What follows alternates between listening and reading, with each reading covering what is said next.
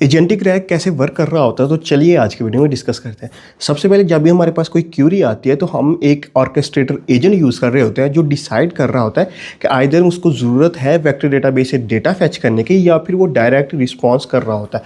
अब let's say direct response in this case हो रहा होता है कि अगर आपके पास जनरल क्यूरी आ जाए जैसे हेलो हाय, अब इसके लिए वेक्टर डेटाबेस से डेटा फैच करने की कोई भी ज़रूरत नहीं है, कोई भी एलएलएम इसके लिए रिस्पॉन्स कर रहा होगा।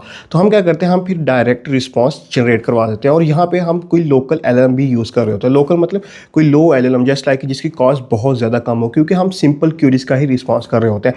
अगर लेट्स से आपकी क्यूरी को नीड है वेक्टर डेटाबेस से डेटा फैच करने की, तो वो क्या करेगा कि वो वेक्टर डेटाबेस वाले एजेंट को कॉल कर देगा और वो वहाँ से डेटा फैच कर लेगा।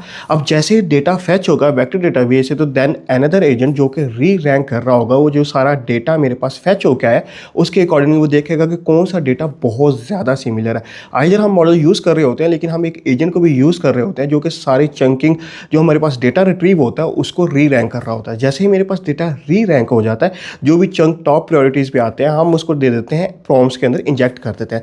अब जैसे ही वो प्रॉम्प्ट के अंदर इंजेक्ट होता है तो हम एलएलएम्स को रिस्पॉन्स के लिए दे देते हैं। अब जैसे ही रिस्पॉन्स जनरेट होता है तो मेरे पास अगेन एक एलएलएम देख रहा होता है कि जो रिस्पॉन्स जनरेट हुआ है उसकी ऑथेंटिसिटी कितनी ज़्यादा है। अगर तो वो उसको काफ़ी ज़्यादा ऑथेंटिसिटी लगता है या कॉन्फिडेंस स्कोर अच्छा लगता है तो वो उसको रिस्पॉन्स में दे देता है। अदरवाइज़ वो दोबारा रीजनरेट करता है और कोशिश करता है कि हमारे पास डेटा दोबारा जनरेट हो जो कि रिजल्ट की फॉर्म में आएगा।